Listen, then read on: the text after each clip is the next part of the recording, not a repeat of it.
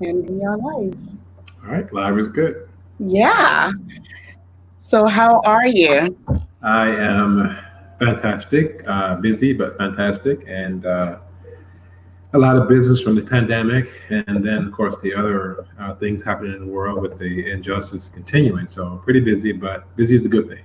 Yeah, yeah. This is a good thing when it is productive. It is What exactly is yes. what I always say. If I am productive by being busy, then I'm glad to be busy. I'll be busy all day. That's right, because busy work is not a good thing. Yeah, Yeah, yeah. busy work and productive is good. You're right. I agree. So we're here to talk about Black Lives Matter in the workplace. That is really it's a very hot topic right now in the world, not just in the United States, everywhere. We had about what a week or so ago there was the Blackout Tuesday. Pretty much, everyone was on board with that. In fact, there were people at my church that were on board with that, and I was really surprised because my church is not very diverse. Yeah. So, what to start with? What are your thoughts about the state of the nation, the state of the world, and Black lives? Well, I think the state nation has been in trouble for a long time.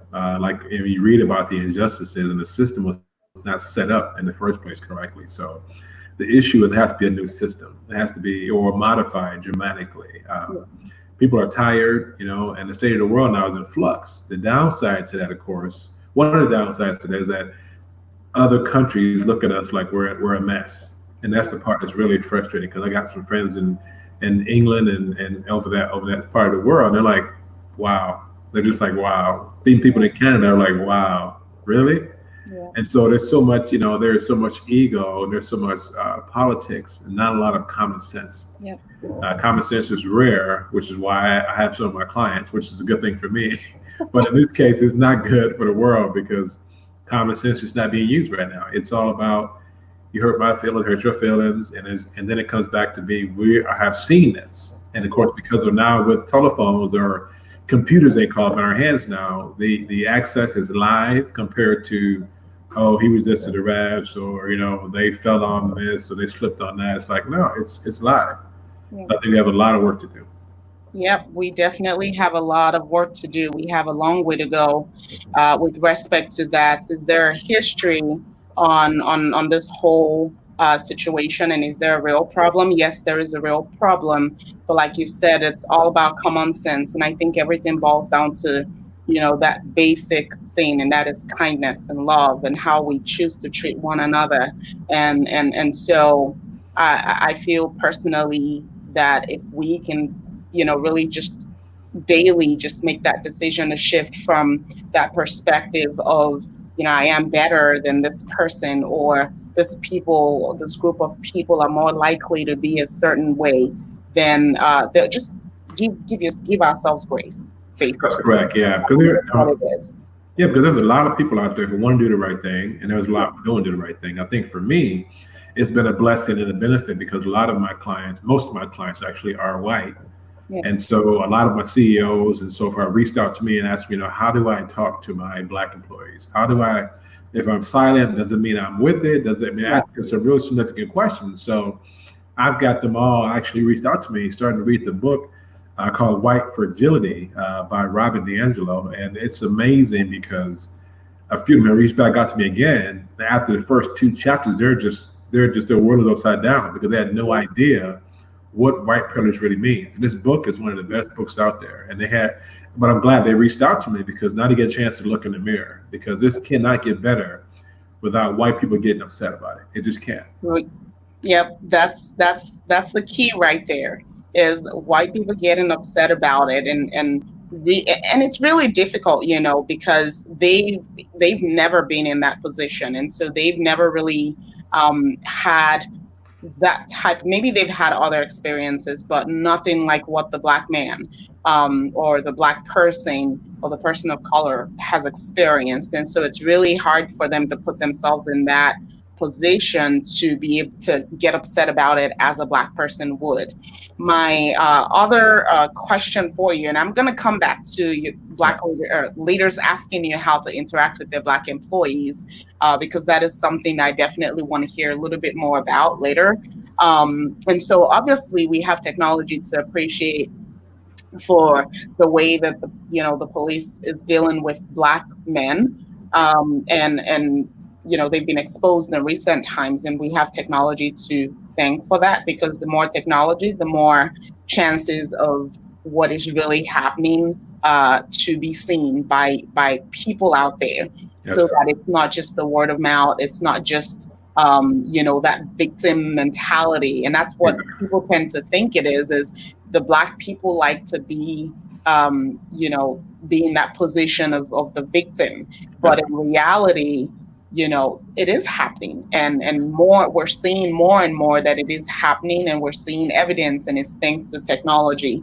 And so what are your thoughts on workplace discrimination, and how helpful is the EEOC in ensuring workplace safety for people of color? What do you think that the EEOC is currently doing, or what do you think that they need to be doing to create that environment of safety for Black employees?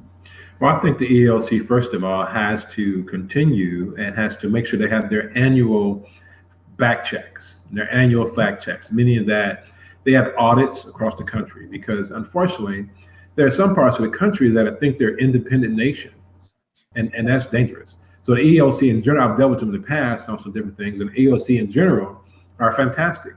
But it's just the fact that they have to have facts. Yeah. You can't have just this, you're angry about something, you have no facts, you have no proof. It doesn't work that way. So they have to have facts and proof. And so there's a gentleman that called me a while ago that had an issue with EEOC. Actually, this was a CEO. He said one of his minority employees was upset because one of the managers asked him, was he eating ethnic food? And so, and so I told him, I said, yes, that's an insult. I said, that's an insult. What do you want to come and ask? Are you eating, fried chicken, or are you eating? That's an insult. It was an insult. So, luckily EEOC handled that situation very professionally, and they handled it very swiftly. Yeah. But just the point of, they have to have facts, they have to have proof, like anybody else. But I think that they definitely have to have, as in the general, they have to get together and make sure that they're fact checking, they're spot checking, they're auditing all their other places, because some states believe they're independent and they're not. Yeah, and it looks like we have a comment from a Leslie Carthen. Being 6 feet, 280 pounds since I was 25. I've been a threat to America. I've been in conflict with police many times, but I've also played basketball with the police family. The family member was in office for 15 years. Yes, and that's amazing, because of the fact there's a lot of I have good friends who are cops. I have good friends. One of my good friends actually was a sheriff of one of the largest counties in the U.S. And so, great friends who are cops. But the point is, the issue that I found, at least the research that I've done, and it's not, just what I've done personally, but is that the police department, they're hiring a lot of these guys straight from the military. And they have these issues, and they have from PTSD. We're not taking care of our veterans, first of all, like we should as a nation. But PTSD, and then they have the issue they have in back of their mind that they've been brainwashed by their parents, because racism is not something you grew up with, or something that you are born with, something that you're taught, something that you actually grew up around. So the big thing that I think that even for me as a business person, if I get pulled up by a cop, I have to be very careful, because I know that unfortunately 80% of the time the cop has nothing good for me. And growing up, where I grew up as a person of color, we did not call the police. I talked to my clients and white, people that I associate who are white, and they're like, oh yeah, we call the police. This is not what Black people do, because the police comes to be more problems. So you have those problems yourself, and that's an issue. So this is systemic. This is not anything brand new. Yeah, I agree with that with Leslie there. It's like, you have to understand that some of these officers, then I read a thing called I guess it's called a Brady Bill. I believe some cops get tested. And they're putting their file saying that this Brady deal, I like to call it Brady Bill, I believe. And I guess whoever is testing them out from their psychologist, whoever they meet every so often, is in their file saying that this officer is probably going to break in a stressful situation. Mm-hmm. So why are they still employed there? Yeah. And it's like that's dangerous. If you know from a professional is telling me that you're probably going to break in a stressful situation, everything is stressful. There's tinted windows, there's dark night stops, there's people, just different cultures react differently. So for me, I still have an issue with the fact that these cops aren't getting the proper training, aren't getting the proper overseeing, looking at them. And if they have an issue with that, then they need to find something else to do. Yeah, yeah, I totally agree. And Leslie had one more comment. It looks like being in hip hop since 1979, the social issues we tackled were heavy in police officers, conflict, federal government and agencies, mellow, Mel 82 Eyes, 86, 87. And yeah. So are you able to read the comments? I am not. No, I'm not. I'll Oh, have to rely on you for that. But yeah, it's one of the things I think that it's important for those questions, of course, to get answered. Whoever, please, you guys, please send your comments or questions in, because yes, it's the same thing. It's like growing up in a place where the police is not your friend. The last time the police were my friend, unfortunately, was when we were in probably kindergarten, with the whole cop car comes by with the law enforcement, whatever stuff and whatever back then. But that was it. They've never been friendly, pulling over. Never been. It's very rarely happens. And yeah, unfortunately, a lot of cops are doing a great job. But unfortunately, like anybody used to tell we heard the slogan that a bad apple ruins a whole cart. yes, You have a lot of guys with issues, a lot of women with issues, but they need to get handled, and you have to monitor that again with auditing, with psychologists, normal annual meetings. I've suggested years ago to people that I know in law enforcement, they need to have an annual review to see where you are from a stress standpoint, because you're human. yeah, So you get stressed out. yeah. And like you pointed out rightfully, there are a lot of good cops out there, and I've personally encountered a number of cops in my time living in the United States, and I will say that in general I've had a positive experience with them. But I've also heard real life stories from some of my male friends, and I dare to say that the black men are more likely to have a bad encounter than the women are. It doesn't mean that the women are not having bad encounters. It's just the men are more likely to. And I've had male friends who have shared their stories with me, and it's been real painful to hear. I have a 2-year-old son, and just the fact that I have to now teach him how to address an officer if in the future he ever has an encounter with an officer, is just very dreadful to think about that. Um, Yeah, yeah, exactly. That's one thing. It's funny because again, what's the good part. One good part about the situation is that a lot of people reach out to me, who are not African American, who are not people of color, and ask me questions. I guess because I'm a professional standpoint, they feel that I'm a safe person to ask, and I'm glad they feel that way. yeah, But for me, I'm 6'2", 265, and I dress the way I dress all the time. And yeah, when I get pulled over, it's always, I can tell the cop is very tense. But I always explain to the cop, here's my license, and I am licensed to carry. I am carrying. Give my my permit, my license, my insurance, and all the windows down so you can see in the entire car. But I always think in the back of my mind, something's going to go wrong. yeah, Something's going to happen. It's going to get real ugly in a minute here. And that's a shame, because that's one thing that it shouldn't be that way, but it's just it's built in. So it's like, and because I drive a nice car, I really get the side looks like, what are you doing in this car? Who are you? And it's like, at the end of the day, I don't know if they assume because I'm okay, I better not mess professional because of the way he's dressed. But what if I had on jeans and a t-shirt, just maybe come from the gym and sweatpants? It'll be a different story right. every time. Mhm. But fortunately enough, I've been pulled over. It's always in my business in terms of what I'm doing right now. But yeah, I think it's very sad state, so to speak. And it's gotten a lot sadder, so to speak. In these last few years here, just because of the fact there's a lot of pain, Yeah, from 2008 that a lot of people just haven't gotten over. And it's like, at the end of the day, how do you call yourself a Christian when factually Christianity went to Africa, then to Rome? Fact, yeah, not an opinion, fact. Yeah. So you think that the Christianity came over on the colony ships, and that is a lie, a bald-faced lie, just a lie. Yeah, yeah, and just because we're talking specifically about how Black Lives Matter in the workplace, or we're talking about Black Lives Matter with respect to the workplace, and you've also shared with me in our previous conversations how some of the white leaders are asking you questions like, how do we interact with our Black employees? How do we treat them?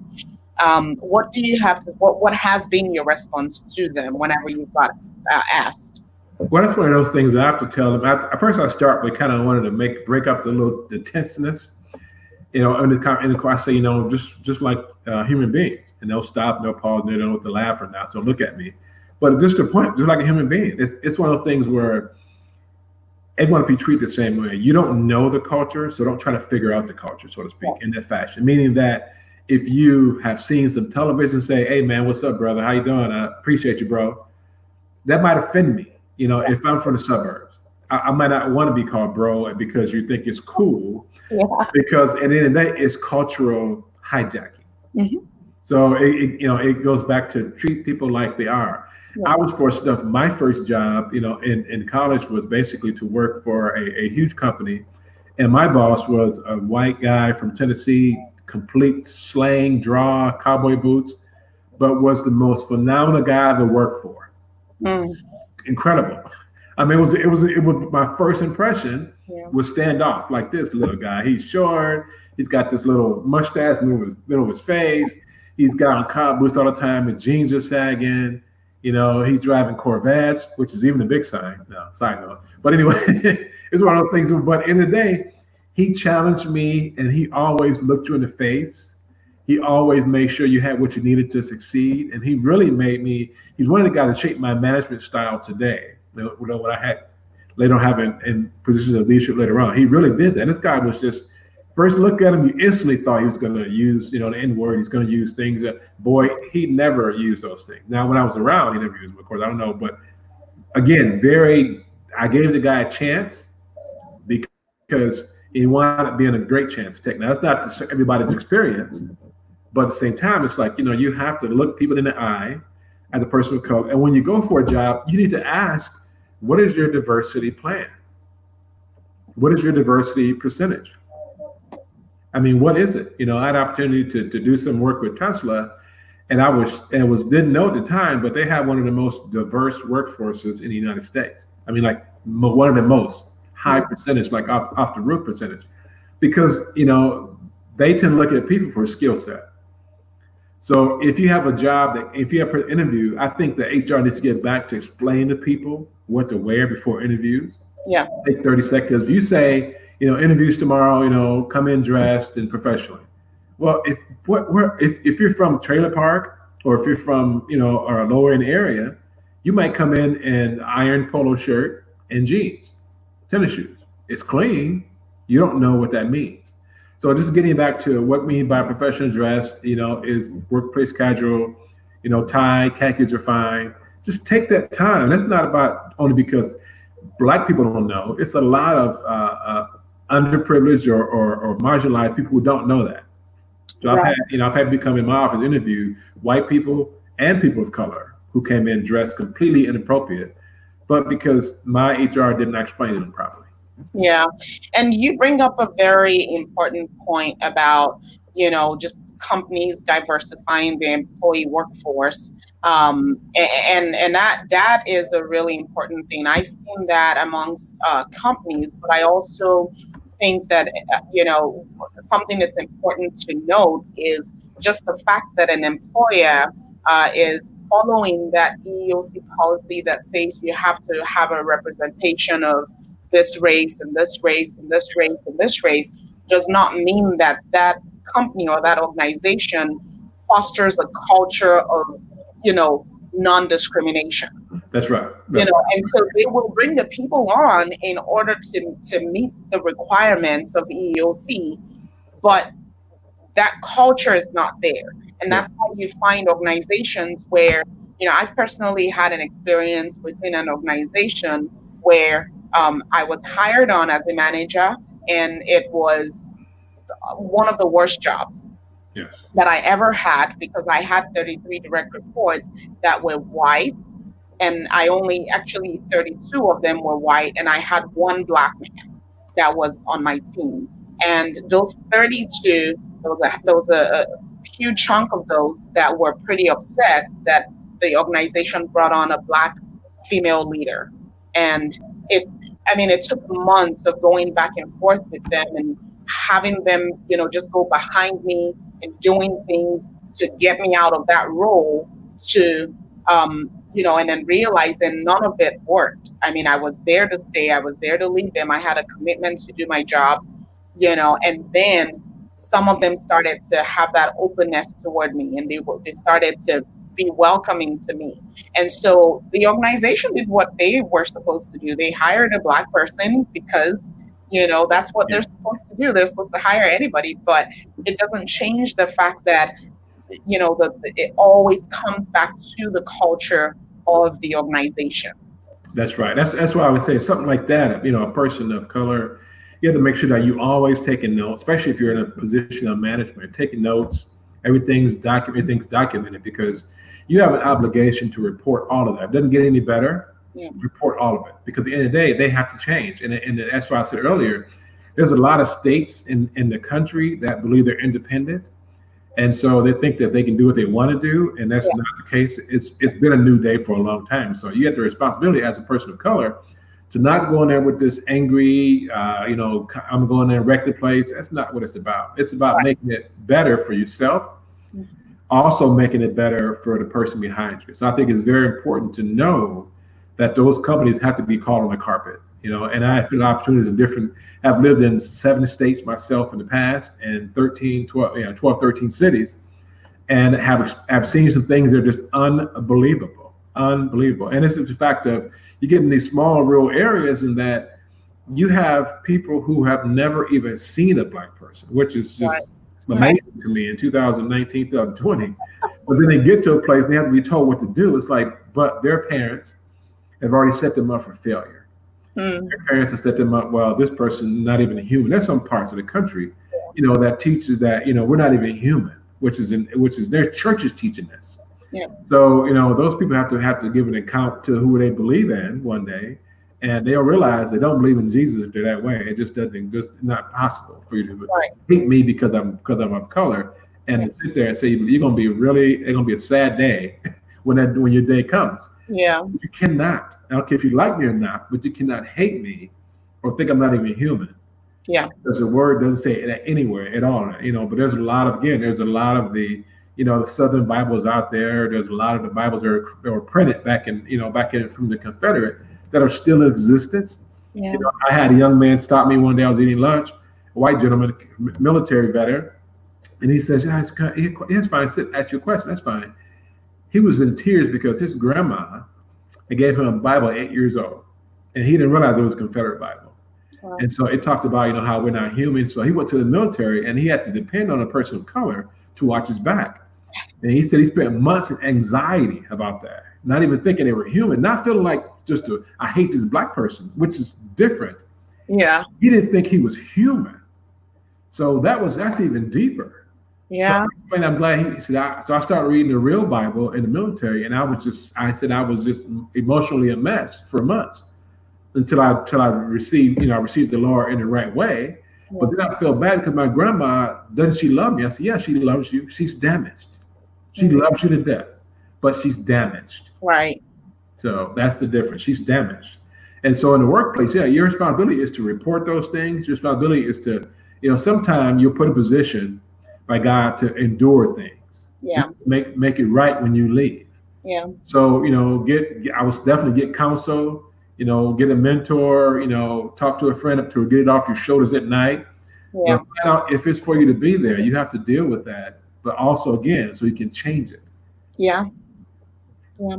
And I've learned, sometimes it is not so much what you say in response to to someone if they said something intentionally to spite you because of your color, but it is your response in really just ignoring and continuing to do what you're doing.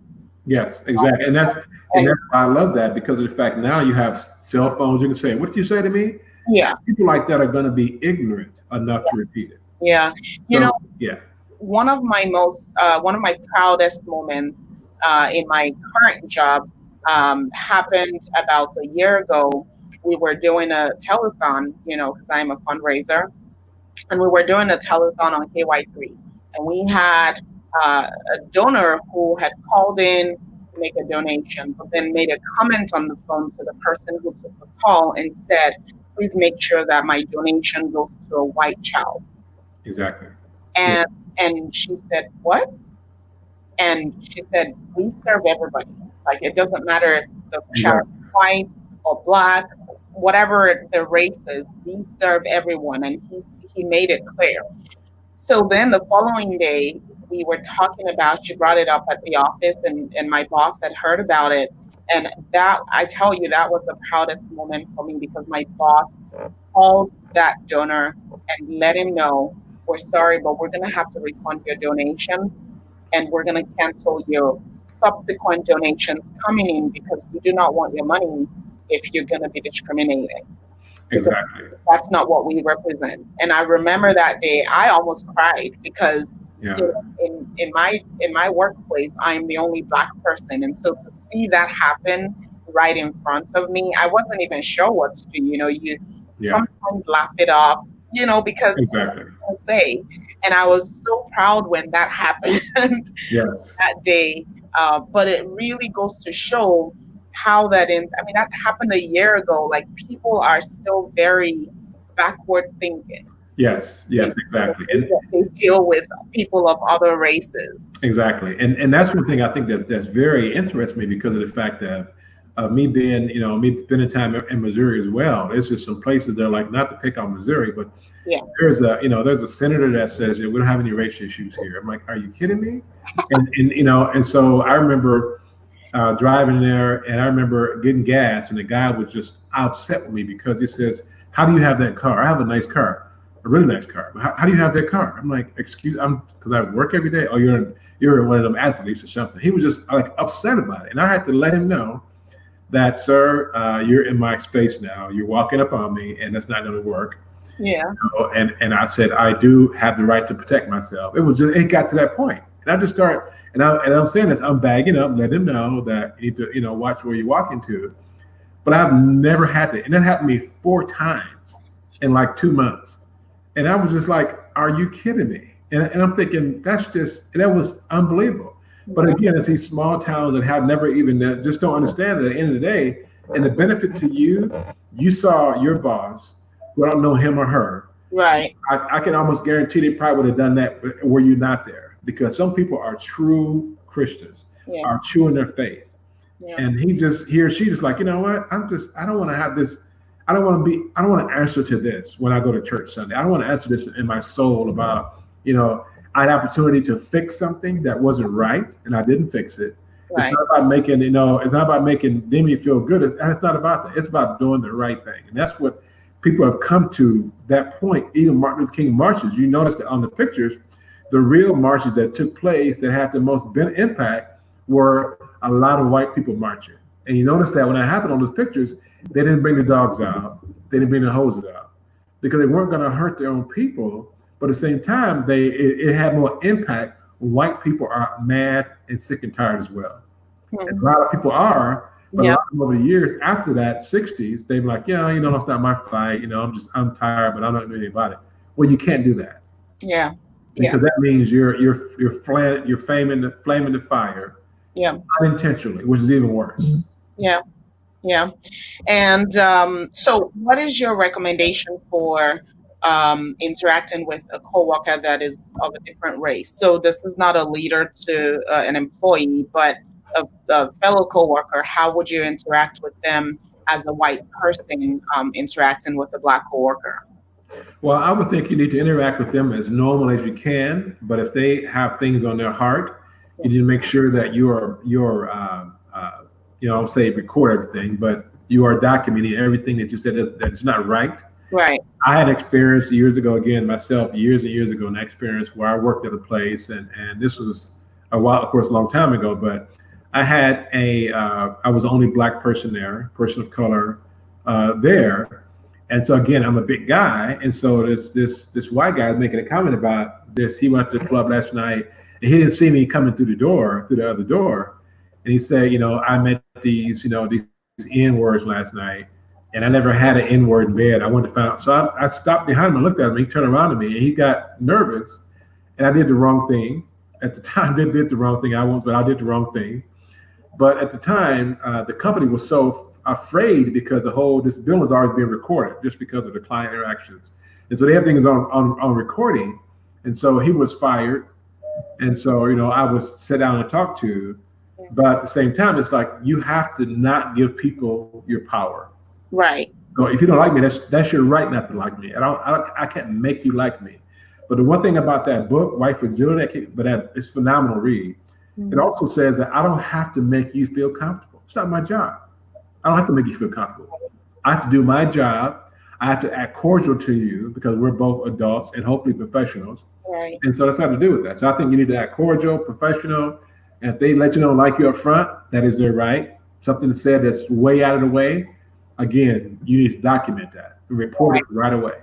Right. And sometimes it could be the other way around. I've had a black employee, a black male, who actually assaulted a Hispanic employee, and that black male immediately, got fired. Yeah, exactly. And so it didn't have anything to do with, and it just happened that I was the one in the position to fire him. Yes.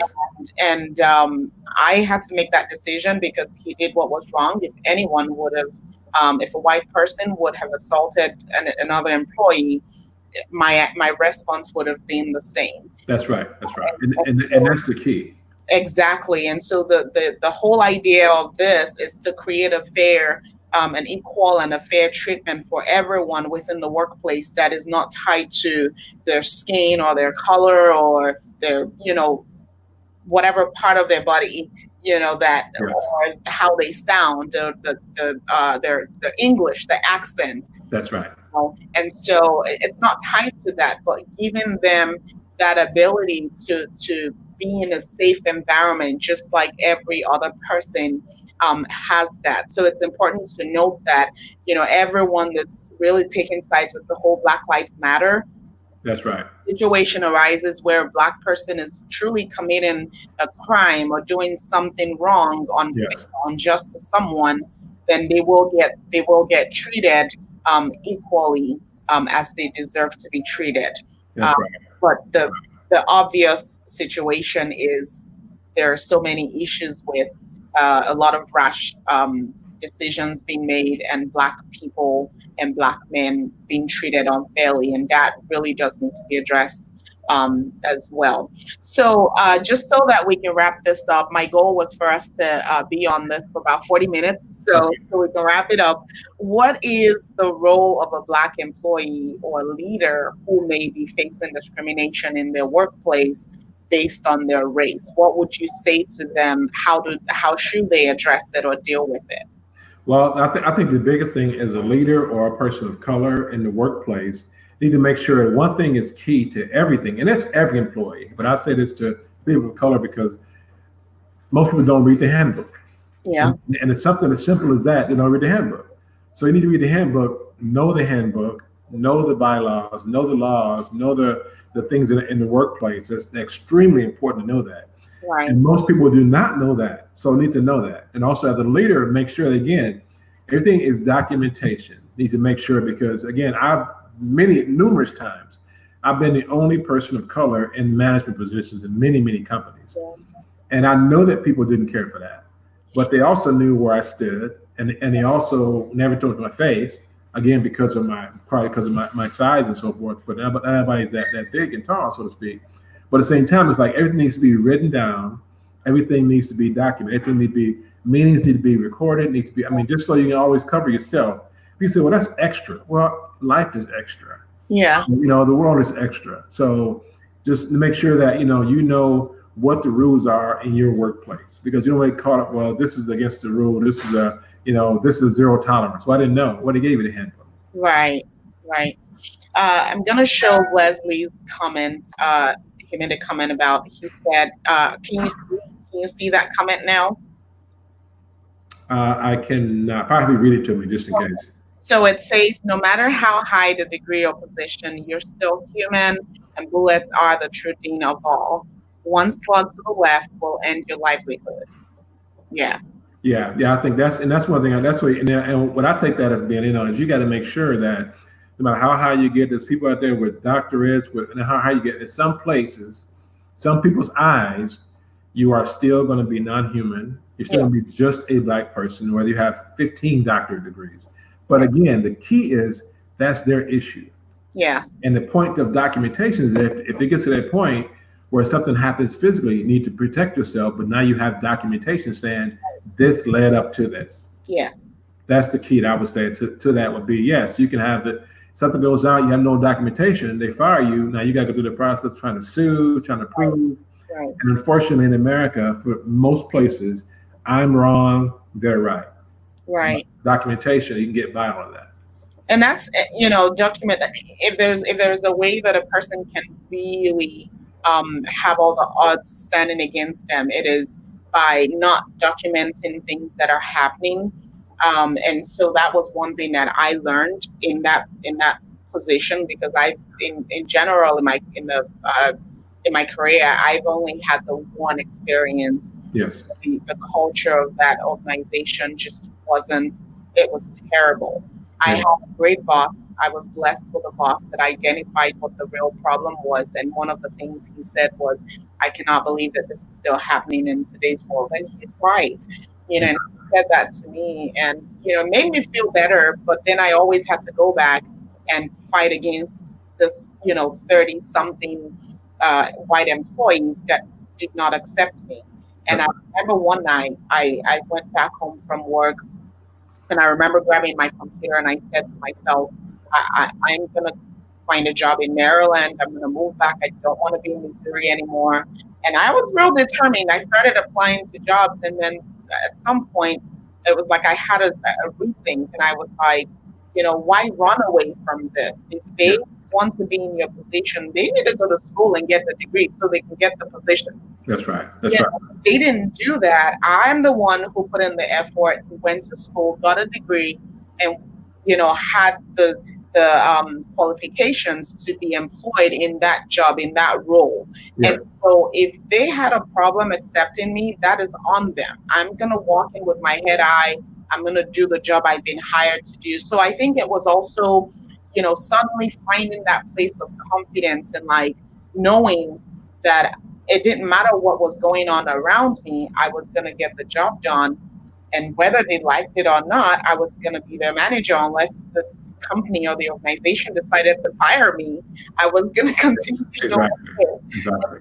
But while all of that was happening, I was taking all the notes, and I was keeping records of things that I should keep records of. When I had a fellow manager come up to me and challenged me or confronted me about a decision that I had made, and she said, "How dare you? Who do you think you are?" And I remember sitting in my office, and I didn't know how to respond. In those kinds of situations, that what she meant by "how do you think you are" is, who are you to come into my world and make decisions? So who are you to come into my world and change things? And that was a challenge based on my color, and we both knew that that's what it was. That's right. That's right. That's the thing. That's why it's so important to make sure things are documented. Because for me, I mean, and then again, not to pick on being in Springfield, but that was a place that being there, again, being in 7 different states in the past, living and working, I just had never experienced anything that direct. I was actually rear-ended there by a gentleman who looked like he was maybe intoxicated. And the officer got there, went right to the gentleman, asked, was he okay? Didn't even acknowledge me. And my car smashed in the rear. Didn't even acknowledge me. And so, I happened to had a chance to meet with the police chief there. So I mentioned, do I need to call the police chief, Mr. Williams? And he was like, well, what? Wait, well, hold on. What I mean, sir, you just calm down. I'm going to calm down. And then he turned around and started taking information. But that was insane to me. I'm thinking like, this has got to be, you got to be kidding me. You just walk right past me, didn't even acknowledge I was even existing. Yeah. But there's so much of that out there. That's why documentation is so important, to make sure. Again, now with the cell phones, with the things like that, it's just crazy how, how things are. But again, all it's coming to light because there's all this technology, documentation. You can really, get ahead of some of it, but people themselves have to change as well. That's why a lot of our white brothers and sisters to get tired, to get sick and tired, to understand that, if you call yourself a believer or just a good person, you should know, you do know right and wrong. Yes. You gotta stand up for it. Yeah.